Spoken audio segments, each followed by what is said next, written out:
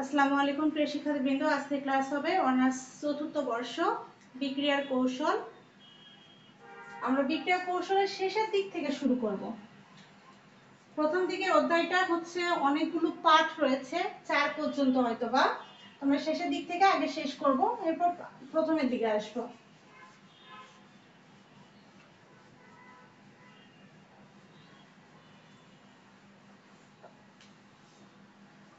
বিক্রিয়ার কৌশল এই চ্যাপ্টারটি যেহেতু আজকে প্রথম ক্লাস আর এর আগেও এই চ্যাপ্টারে কোনো কোর্স হয়নি, তো বিক্রিয়ার কৌশল হচ্ছে এমন একটা সাবজেক্ট যেটা অনার্স চতুর্থ বর্ষের অন্যান্য বিষয়ে ভয় থাকুক বা না থাকুক, বিক্রিয়ার কৌশলে সবার সমস্যা থাকে। মূলত বিক্রিয়ার কৌশলটা হচ্ছে আমরা যে জৈব রসায়ন পড়েছি অনার্স দ্বিতীয় বর্ষ প্রথম বর্ষ, সেই জৈব রসায়নের বিভিন্ন ধরনের প্রস্তুত প্রণালীগুলো ছিল। মূলত এই প্রস্তুত প্রণালী অর্থাৎ বিক্রিয়াগুলোই মিলে একটা অধ্যায় করা, একটা সাবজেক্ট করা হয়েছে, যে সাবজেক্টের নাম হচ্ছে বিক্রিয়ার কৌশল। বিক্রিয়ার কৌশল চ্যাপ্টার মানে সবসময় পরীক্ষা এখান থেকে বেশিরভাগ বিক্রিয়ার কৌশলগুলোই আসে। একটা করে দেবে যে কোন একটা যৌগ দিয়ে বলবে এর বিক্রিয়ার কৌশল দেখাও। এই কৌশল দেখা প্রশ্নগুলো সব থেকে বেশি আসে গ বিভাগে। তো বিক্রিয়ার কৌশল অধ্যায় শুরু করার আগে আমি তোমাদের বলি যে এই বিষয়টির জন্য কি কি অধ্যায় সব থেকে বেশি ইম্পর্টেন্ট। আর সাজেশন তো ক্লাস ভিত্তিক আমি দেবই, তো আগে অধ্যায়টা আমরা চিন্তা করি। তো বিক্রিয়ার কৌশলে অধ্যায় 1, অধ্যায় 1-এ বিভিন্ন ইউনিট আছে, যেমন 1.1, 1.2, 1.3, 1.4।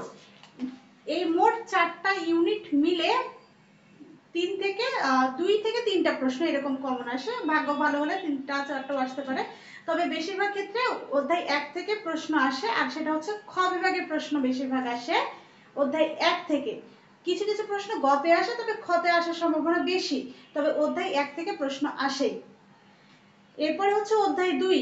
অধ্যায় 2 থেকে সব থেকে বেশি প্রশ্ন আসে গ বিভাগে, কারণ অধ্যায় 2টা সব হচ্ছে বিক্রিয়ার কৌশল।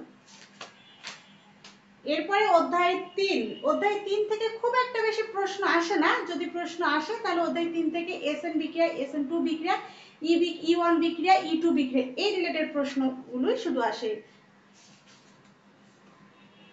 অধ্যায় 4। অধ্যায় 4 থেকে সব থেকে বেশি প্রশ্ন আসে গ বিভাগে। এখানেও সব বিক্রিয়ার কৌশল, যেমন কাটিয়াস পুনর্বিন্যাস বিক্রিয়া, এরপর হচ্ছে কোপ পুনর্বিন্যাস বিক্রিয়া, এরপরে হচ্ছে ফেভারক্সি বিক্রিয়ার কৌশল, এরকম বহু বিক্রিয়া রয়েছে, এগুলো কৌশলগুলো রয়েছে, এগুলো 4 অধ্যায় থেকে গতে আসে। তাহলে আমরা পেলাম 1 থেকে 4-এর মধ্যে শুধুমাত্র 3 নাম্বার অধ্যায় যেখান থেকে খুব একটা বেশি প্রশ্ন হয় না, হলেও শুধু SN1 বিক্রিয়া, SN2 বিক্রিয়া, E1 বিক্রিয়া, E2 বিক্রিয়া এটা কৌশল আর গতিবিদ্যা আলোচনা করা আসে। এরপর অধ্যায় 5। অধ্যায় 5 আর অধ্যায় 6। অধ্যায় 5 অধ্যায় 6 থেকে প্রশ্ন হয় খ বিভাগে। অধ্যায় 7 থেকে প্রশ্ন খতেও হয় গতেও হয়। আর অধ্যায় 6 আর অধ্যায় 7 এই দুটো হচ্ছে একই অধ্যায় বলা যায়, মানে সিমিলার অধ্যায়, দুইটা মিক্সড করে প্রশ্ন আসে, 6 7 মিক্সড করে দুইটা প্রশ্ন আসে। আর অধ্যায় 5 থেকে বেশিরভাগ প্রশ্ন আসে খ বিভাগে, গ বিভাগে খুব কম আসে বললেই চলে। তাহলে গ বিভাগের জন্য মোস্ট ইম্পর্টেন্ট যে চ্যাপ্টার সেটা হচ্ছে অধ্যায় 4, এটা পড়তেই হবে। অধ্যায় 2 পড়তেই হবে। অধ্যায় 2 আর অধ্যায় 4 যদি কেউ পড়ে তাহলে গ বিভাগে এসে মোটামুটি 4টা প্রশ্ন কমন পাবে। 4টা, যেহেতু 10টার মতো প্রশ্ন মেবি থাকে, সেখান থেকে 5টা দিতে হয়, সেখান থেকে 3-4টা প্রশ্ন এই 2 আর যদি কেউ 4 পড়ে তাহলে ওখান থেকেই পাবে।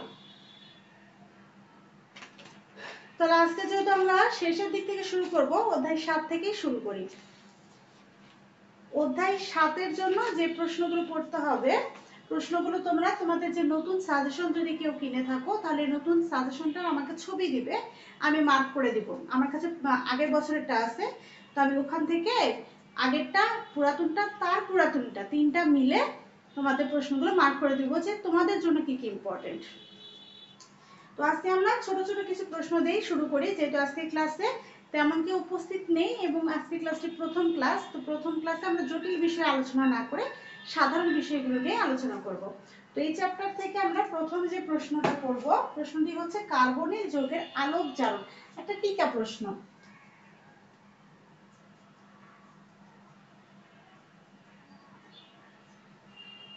ফোর্থ ইয়ার,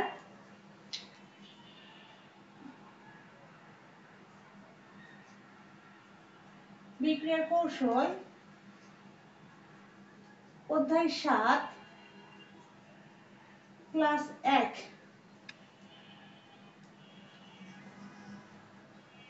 তো এইভাবে ঘাড় উঁচু করে লিখতে লিখতে আমার পুরো এই ঘাড় থেকে হাত ব্যথা হয়ে গিয়েছে, তো যার কারণে একটু খারাপ লাগতেছে। তো তোমাদের ক্লাসে তাই বেশি প্রশ্ন, প্রথম ক্লাস, তার উপর কার্বনিল যৌগের আলোক জারণ। প্রশ্ন তোমাদের সাজেশন থেকে বের করো, প্রশ্ন অধ্যায় 7।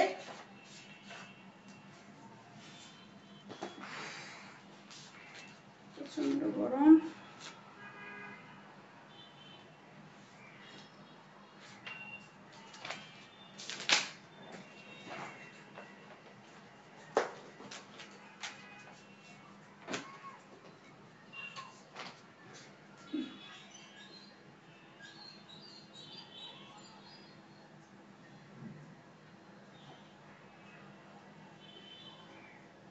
কার্বনিল যৌগের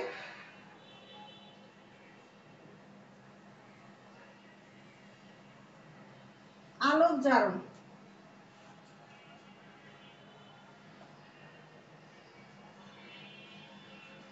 লেখো অ্যালডিহাইড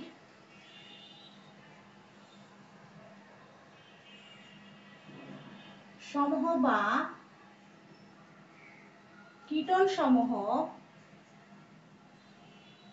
230 থেকে 330 ন্যানোমিটার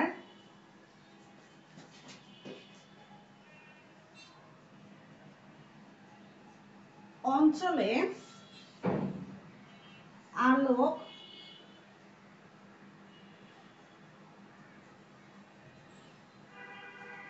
শোষণ করে। একে এন পাই স্টার সিংলেট টু সিংলেট অবস্থান্তর বলে।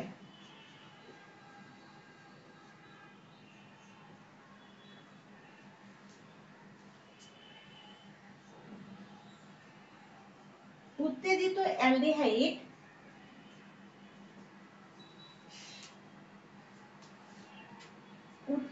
অ্যালডিহাইড বা কিটোন এরপরে ভেঙে যায়।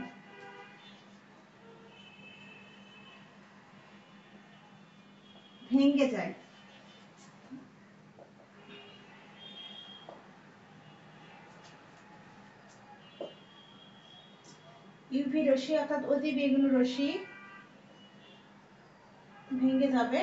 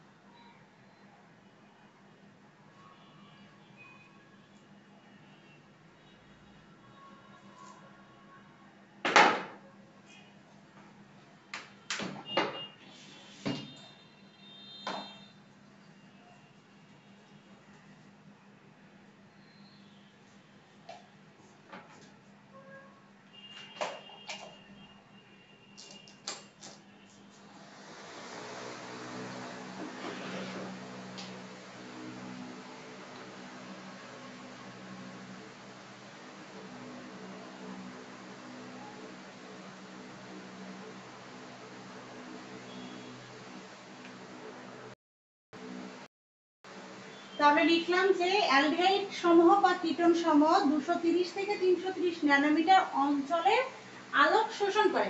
আচ্ছা, প্রশ্নটা ছিল আমাদের কার্বনিল যৌগে আলোক জারণ, অথচ আমরা প্রশ্নের উত্তরে কোথাও কার্বনিল কথাটা লিখিনি।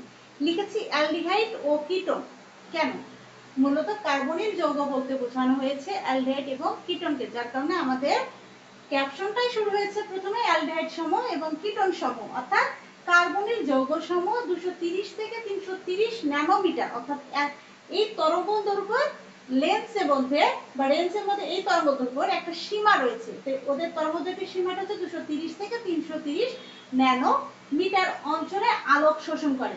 এর বাহিরে যদি তরঙ্গদৈর্ঘ্যের রেঞ্জ আসে, যেমন 235 335 বা 350, তাহলে অ্যালডিহাইড এবং কিটোন সমূহ ওই অঞ্চলের আলোকটা শোষণ করতে পারবে না।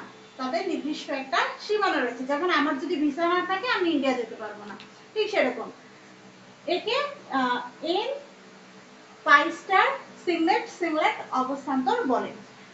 তো যখন অ্যালডিহাইড এবং কিটোন সমূহ অতি বেগুনি রশ্মি হতে 230 থেকে 300 ন্যানোমিটার অঞ্চলে আলোকটা শোষণ করবে, তখন অ্যালডিহাইড বা কিটোন অর্থাৎ কার্বনের যৌগসমূহ উত্তেজিত হয়ে ভেঙে যাবে। এই যে এখানে স্টার চিহ্ন দেওয়া আছে, এই স্টার দ্বারা বোঝা হয় উত্তেজিত অবস্থা।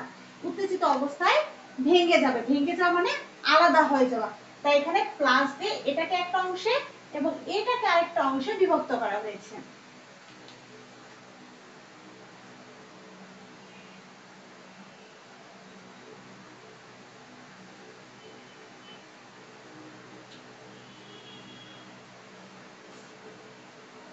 তো আমরা একটু আগে যে বিক্রিয়াটা দেখলাম, মূলত এটাকে আবার হচ্ছে নরেশ টাইপ বিক্রিয়াও বলে। তো তোমাদের হচ্ছে আরেকটা টিকা প্রশ্ন আছে, ওখানেও বলা আছে যে নরেশ টাইপ বিক্রিয়া কাকে বলে, তোমরা চাইলে এটাও লিখতে পারবে।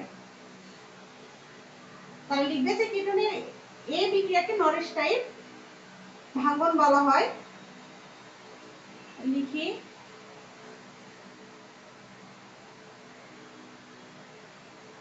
কিটোনের ক্ষেত্রে কিন্তু অ্যালডিহাইডের কথা উল্লেখ নেই।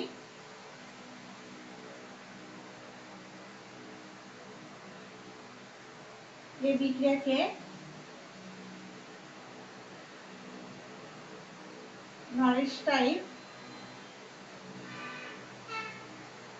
ভাঙ্গন বলা হয়। যৌন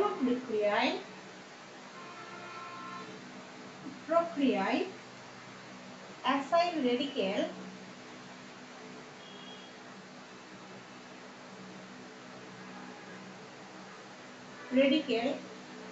এটা হচ্ছে অ্যাসাইল রেডিকেল, এরপর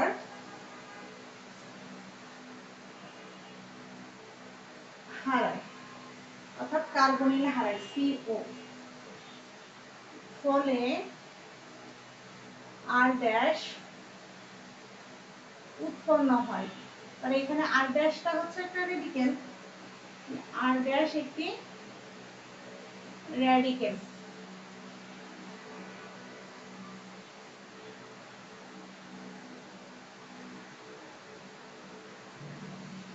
এখন যদি আমরা পূর্ণাঙ্গ বিক্রিয়া লিখি,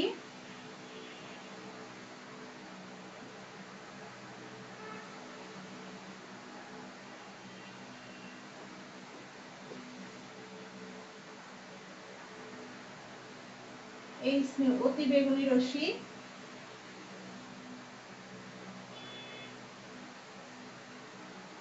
H3CH অ্যাসাইল রেডিকেল প্রতিরোধ থাকবে, এরপরে হচ্ছে ভেঙে যাবে। কি হবে হচ্ছে আগে CH3 দিলাম, এরপর CH2 দিলাম।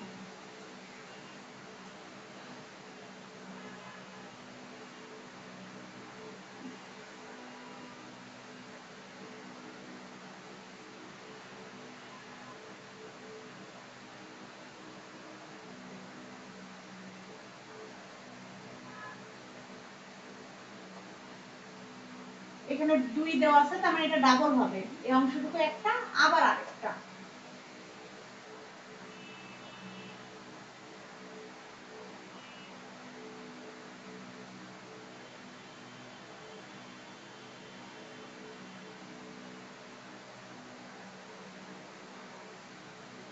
CH3 CH2 CH এখানে কি বলেছি কিটোনিক নরেশ টাইপ ভাঙ্গন বলা হয় গৌণ প্রক্রিয়ায় অ্যাসার রেডিকেল উৎপন্ন হবে গৌণ প্রক্রিয়ায়। তাহলে এখানে আমরা একটা যৌগ লিখলাম, এটা তখন অতি বেগুন রশ্মি 230 থেকে 330 ন্যানোমিটার আলোক শোষণ করবে, তখন গৌণ প্রক্রিয়ায় ফার্স্টে উৎপন্ন হবে অ্যাসাইল রেডিকেল। তাহলে এখান থেকে এই অংশটুকু হচ্ছে অ্যাসাইল রেডিকেল, আর বাকি অংশটুকু কি হবে, ভেঙে যাবে। আমরা জানি উত্তেজিত অবস্থায় কার্বনের যৌগগুলো ভেঙে যায়। তাহলে বাকি অংশটুকুকে যদি আমরা ফার্স্ট আমাদের যেটা প্রথম সমীকরণ ছিল যে আর সি আর এরকম ছিল, এটাকে ভেঙে যায়, পরে ভেঙে গিয়ে এরকম হয় আর স্টার হয়। ঠিক সেরকমই আর এর পরিবর্তে আমরা CH3 CH2 CH3 অর্থাৎ পূর্ণাঙ্গ সমীকরণ নিয়েছি আর কি। এগুলো তো হচ্ছে মূলক, কার্বনের মূলক, আর হচ্ছে কার্বনের মূলক। এরপরে আমরা এখানে যৌগ লিখেছি। তো এখান থেকে এই অংশটুকু ভেঙে গেল, এটার পাঠ শেষ। এরপর আরেকটা কথা বলেছে যে এরপর CO অর্থাৎ কার্বনের যে মূলকটা, অর্থাৎ এই যে মূলকটা, এই মূলক এই মূলক, এই মূলকটা কি হবে, হারিয়ে ফেলবে। তো হারিয়ে ফেলার জন্য বিক্রিয়াটাকে ধীরে ধীরে আবার আমাদের আনতে হবে। তো এখানে আমরা যেটা উৎপন্ন হয়েছে এটা লিখলাম, এখানে 2 দিয়েছি, তার মানে এখানে যা আছে তার ডাবল হবে, তাই এখানে ডাবল, এই যে একটা এই যে একটা ডাবল। তাহলে এখন দেখো এখানে হচ্ছে, এখানেও হচ্ছে কার্বনিল, এখানেও কার্বনিল, এটা তো শেষ হলো না। তারপরে এখানে আমরা আসছি, তাহলে এখানে হচ্ছে CH3 CH2 CH2 CH3। তাহলে দেখি এখানে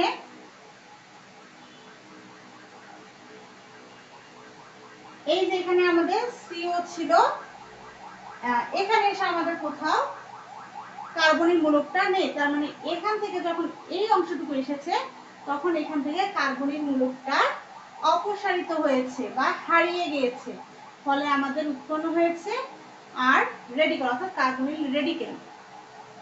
মূলত এগুলা হচ্ছে রেডিকেল বিক্রিয়া। আমরা অনার্স প্রথম বর্ষ দ্বিতীয় বর্ষে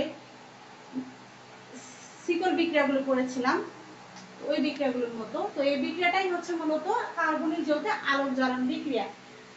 কার্বনিল যৌগ বলতে বোঝানো হয়েছে অ্যালডিহাইড এবং কিটোন। তাহলে মূল কথা হচ্ছে অ্যালডিহাইড এবং কিটোন মৌলসমূহ 230 থেকে 330 ন্যানোমিটার তরঙ্গদৈর্ঘ্যের আলোক শোষণ করতে পারবে, এর বাহিরের তরঙ্গদৈর্ঘ্যের আলো তারা শোষণ করতে পারবে না।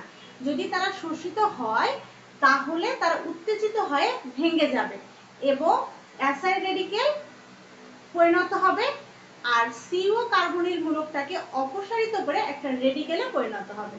এটা হচ্ছে কার্বনিল যৌগের আলোক জারণ বিক্রিয়া।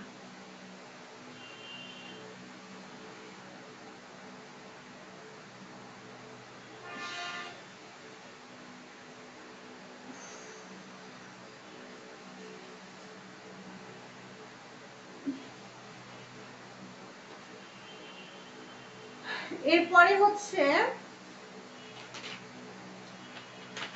সেকেন্ড প্রশ্ন, টিকা ক্লাস ফটোলাইসিস প্রক্রিয়া।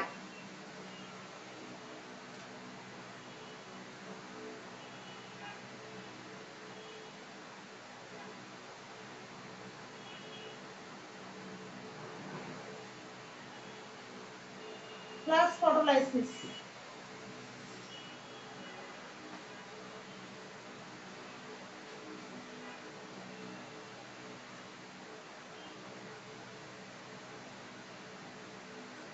যে প্রক্রিয়ায় উচ্চ ক্ষমতা সম্পন্ন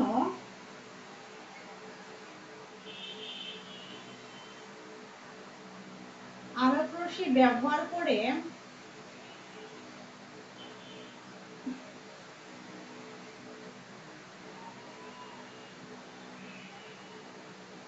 আলোক রাসায়নিক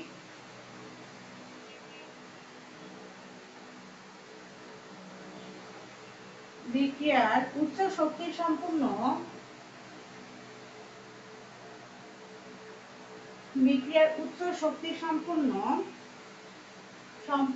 অন্তর্বর্তী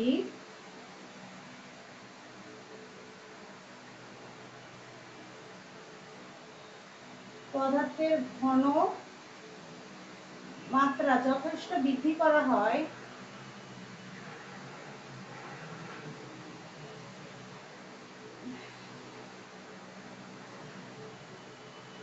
করা হয়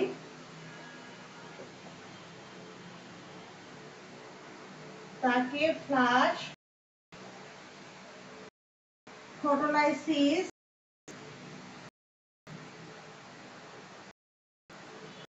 বলে।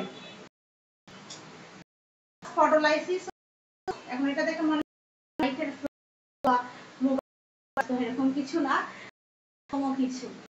ফটোলাইসিস হচ্ছে যে আলোক রশ্মি, আলোক রশ্মি তো আমরা যখন হচ্ছে তো সেখান থেকে কিন্তু আমাদের আলো বের হয়, যার কারণে আমরা অন্ধকারেও দেখতে পাই। ঠিক সেরকমই ফ্লাশ ওই রকম ক্যাটাগরির কাজ করে বলে এটার নামও কিছুটা ফ্লাশ ফটোলাইসিস।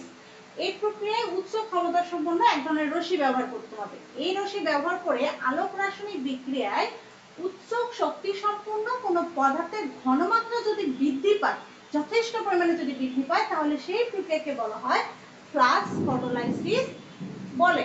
এখন আমরা যদি এটাকে এইভাবে বলি যে আমার মোবাইলের ফ্ল্যাশ, বিভিন্ন মোবাইলের ফ্ল্যাশ কিন্তু বিভিন্ন রকম, যেমন বাটন ফোনের আলো আর হচ্ছে স্মার্টফোনের আলো একরকম হয় না। কোনো ফোনের আলো খুবই কম, আবার কোনো ফোনের আলো খুবই বেশি। তো মূলত এটা হচ্ছে যে আলোটা রয়েছে তার কিন্তু বিভিন্ন ধরনের আলোক শোষণ বা তরঙ্গদৈর্ঘ্য এই রেঞ্জের উপর ভিত্তি করে আলো কম বেশি হয়। তো ঠিক সেরকম ফ্লাশ ফটোলাইসিসের ক্ষেত্রে যদি কোনো পদার্থের ঘনমাত্রা যথেষ্ট পরিমাণে বৃদ্ধি করতে হয়, তাহলে তার কে অবশ্য উচ্চ ক্ষমতা সম্পন্ন আলোক রশ্মি ব্যবহার করতে হবে। ছোট মোবাইলে অল্প ফ্ল্যাশ দিয়ে আমরা যেমন অন্ধকারে সবকিছু ক্লিয়ার দেখতে পাবো না, ঠিক সেরকমই যদি আমরা ফ্লাশ ফটোলাইসিসে কম ক্ষমতা সম্পন্ন আলোক রশ্মি ব্যবহার করি, তাহলে ঘনমাত্রা সামান্য বৃদ্ধি পাবে, যথেষ্ট বৃদ্ধি পাবে না। যথেষ্ট তখনই বৃদ্ধি পাবে যখন ক্ষমতাটা অর্থাৎ আলোক রশ্মির ক্ষমতাটা যথেষ্ট উচ্চ শক্তি সম্পন্ন হবে, তাহলে সেই প্রক্রিয়াকে বলা হয় ফ্লাশ ফটোলাইসিস। এখন এই প্রক্রিয়াটা কিভাবে ঘটে, তো এইটা তোমাদের বইয়ে বড় করেই দেওয়া আছে মোটামুটি, যেহেতু এটা টিকা প্রশ্ন আর আসতেও পারে নাও আসতে পারে এরকম টাইপের, তাই আমরা খুব বেশি করে পড়বো না। তো ফ্লাশ ফটোলাইসিস প্রক্রিয়াটি ব্যাখ্যা করো। তো সেক্ষেত্রে আমরা বলবো যে এই প্রক্রিয়ায় প্রক্রিয়া, হ্যাঁ আমি শর্টকাট লিখে দিচ্ছি, যে এখানে একটা ক্যাপাসিটর থাকে যেখানে ফ্লাক্স নির্গত হয়, একটি ক্যাপাসিটর, ক্যাপাসিটর থাকে থেকে ফ্লাশ নির্গত হয়। আবার এই ফ্লাশ একটি টিউবে থাকে,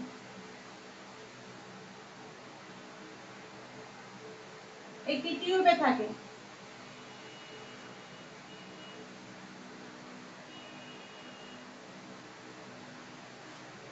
প্রাথমিক ফ্লাশ,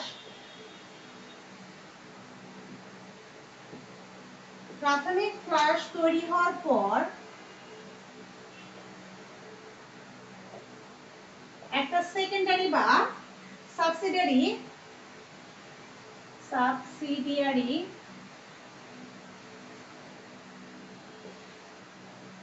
ফ্লাশ ব্যবহার করা হয়। ফ্লাশ ব্যবহার করে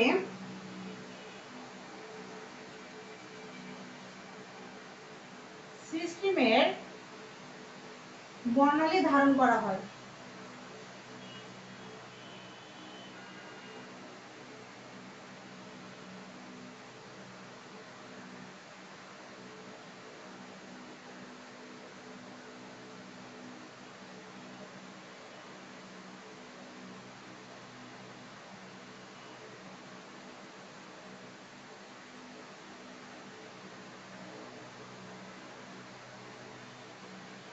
একটি টংস্টেন ফিলামেন্ট, টংস্টেন ধাতুর ফিলামেন্ট ল্যাম্প হতে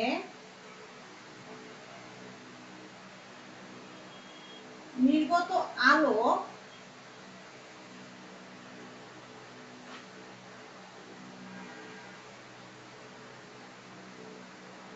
প্রথমে মনোক্রোম মোটরে এরপরে ফটো মাল্টিপ্লিয়ারে প্রভাবিত করা হয়।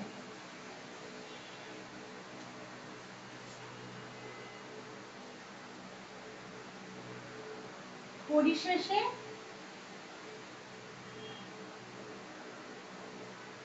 ত্বরান্বিত আলোক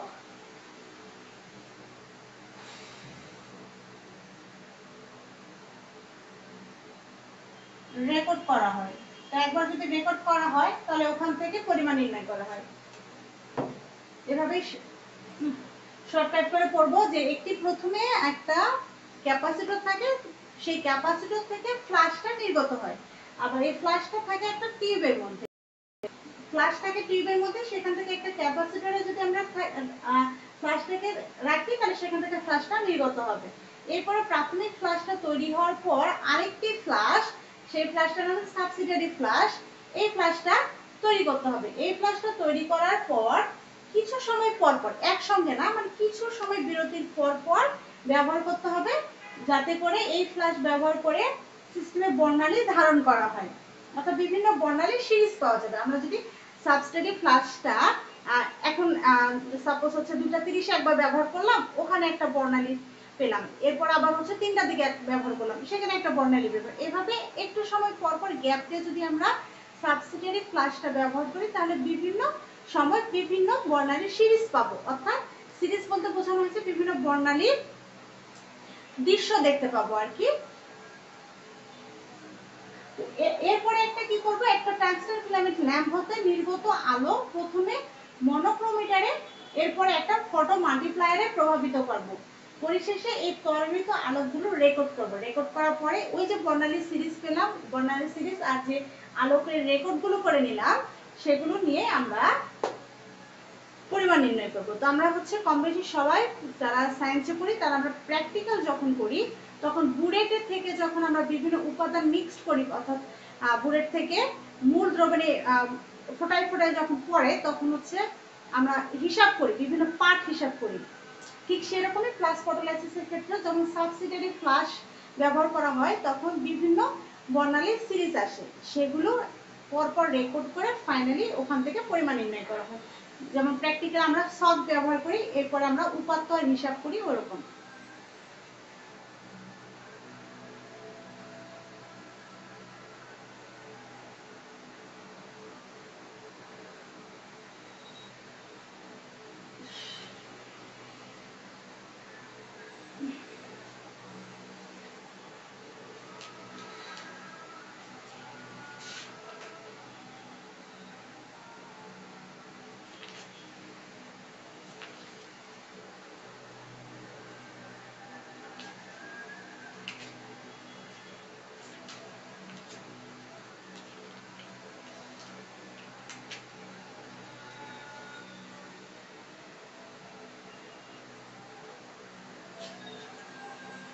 আরেকটা ছোট প্রশ্ন পড়াচ্ছি, 3 নম্বর প্রশ্ন।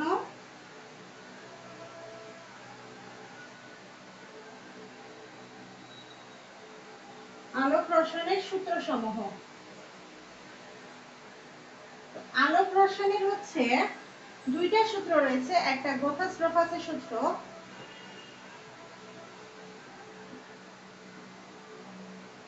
গ্রোথাস-ডপারের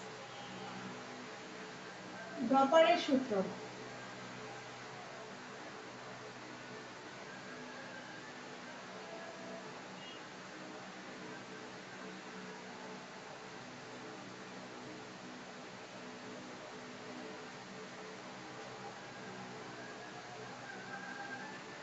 যখন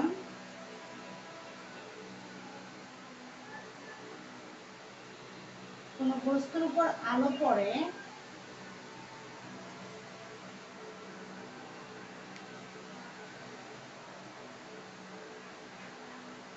তখন শুধুমাত্র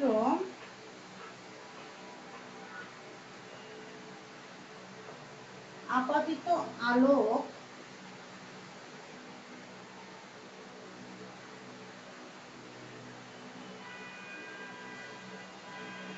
আপতিত আলোর আংশিক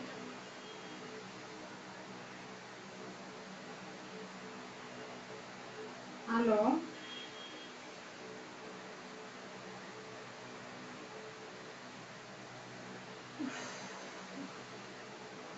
রাসায়নিক পরিবর্তন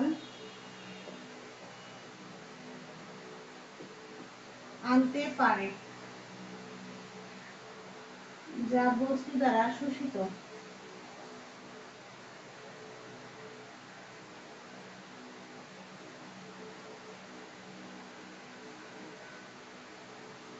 এরপর দ্বিতীয় সূত্র, এটা হচ্ছে তুলাঙ্ক সূত্র।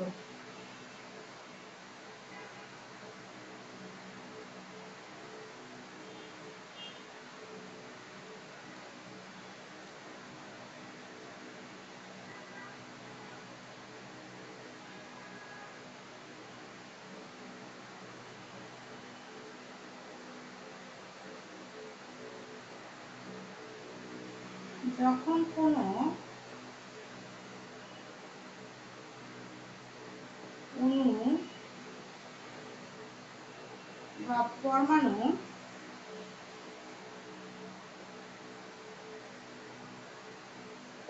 একটি নির্দিষ্ট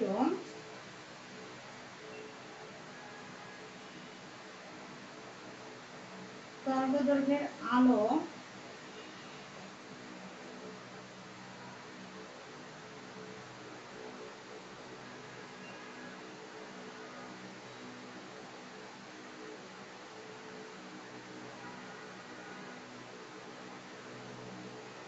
শোষণ করে তখন এটি শুধু এক কোয়ান্টাম শোষণ করে।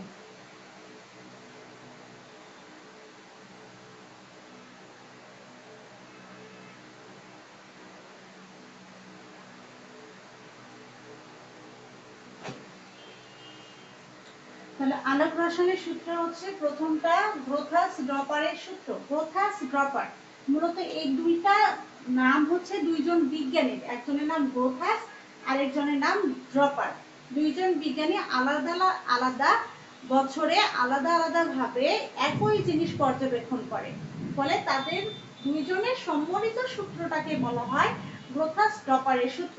তো গ্রোথাস সর্বপ্রথম 1818 সালে আর হচ্ছে ড্রপার হচ্ছে 1841 সালে। এই দুইজন বিজ্ঞানী 1818 আর কোথায় 1841, প্রায় 20 বছরের মতো ডিফারেন্স রয়েছে তাদের আবিষ্কারে, অথচ দুজনের আবিষ্কারে সিমিলারিটি থাকার কারণে তাদের তত্ত্বটাকে উভয় মাধ্যমে গ্রোথাস ড্রপারের সূত্র হিসাবে স্বীকৃতি দেওয়া হয়। যখন কোনো বস্তুর উপর আলো পড়ে তখন শুধুমাত্র আপতিত আলোর আংশিক পরিমাণ আলো রাসায়নিক পরিবর্তন আনতে পারে যা বস্তু দ্বারা শোষিত। যেমন ধরো যে এমনি থেকে যে গ্যাসের চুলায় আমরা যখন রান্না করি তখন সাইড দিয়ে কিছু আগুন কিন্তু মনে হয় যে বের হয়ে যাচ্ছে, সাইড দিয়ে করে আঁচ পাওয়া যায়। কিছু সমস্ত যখন আমরা সুইচটা দেই একে চুলায় তখন আগুনটা জ্বলে ওঠে, সেখান থেকে যতটুকু দরকার একটা পাতিলে যে রান্না করতেছে অংশটুকু তাপ দিতে, তার ততটুকু প্রয়োজন অনুযায়ী সে হিট হয়। আর বাকি যে সাইডের যে তাপটা ওটা যদি উপরে যে পাত্রর সাথে যদি যারা রান্না করে তারা বুঝবে যে যদি সাইড দিয়ে পাতিলটা যদি ছোট হয় আর সাইডে আগুনটা কি হয় বের হয়ে যায়, যেটুকু দরকার অতটুকু ব্যবহার হয়, বাকি অংশটুকু ব্যবহার হচ্ছে না, নষ্ট হচ্ছে। তো কিছুটা ওরকমটাই বোঝায় যে যদি কোনো বস্তুর উপর আলো পড়ে তখন শুধুমাত্র ওই আলোর যে আপাতিত অংশ রয়েছে ওখান থেকে কিছু পরিমাণ অংশ, যেমন ওই যে গ্যাসের চুলায় সাইড দিয়ে যে আগুনটা বের হয়ে যায় ঠিক ওরকম কিছু পরিমাণ অংশ রাসায়নিক পরিবর্তন আনতে পারে যা বস্তু দ্বারাই শোষিত হয়। দ্বিতীয় সূত্রটা হচ্ছে তুলাঙ্ক সূত্র। এই তুলাঙ্ক সূত্রটা হচ্ছে আবার আমরা প্লাঙ্কের এরপর হচ্ছে আইনস্টাইনের কোয়ান্টাম তত্ত্ব পড়েছিলাম, ওই তত্ত্বের উপর ভিত্তি করে তুলাঙ্ক সূত্রটা তৈরি করা হয়। তো যখন কোনো অণু বা পরমাণু একটি নির্দিষ্ট তরঙ্গদৈর্ঘ্যে আলো শোষণ করে তখন এটি শুধুমাত্র এক কোয়ান্টাম আলোকে শোষণ করে। আমরা জানি যে বিজ্ঞানী আইনস্টাইন প্রথমে একটা ধাতব পৃষ্ঠে একটা ধাতব পৃষ্ঠে মিউ কম্পাঙ্কের ফটন রাখে। এরপরে তিনি বলে যে এই ফটনটাকে যদি আমরা ওই ধাতব পৃষ্ঠে আপাদিত করি তাহলে কোনো না কোনো সময় ফটনটা আর ধাতব পৃষ্ঠটার মধ্যে স্থিতিস্থাপক এক ধরনের সংঘর্ষ ঘটতে পারে। সংঘর্ষের ফলে ওই ধাতব পৃষ্ঠের পরমাণু ফটন হতে সমস্ত শক্তি শোষণ করতে পারবে না।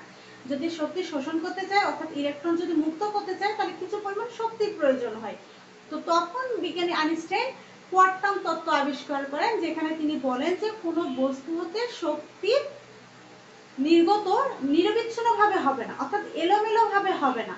শক্তি শোষণ বা নির্গত দুটারই পরিমাণ হবে বিচ্ছিন্ন আকারে বা কোয়ান্টাম আকারে বা প্যাকেট আকারে বা গুচ্ছ আকারে,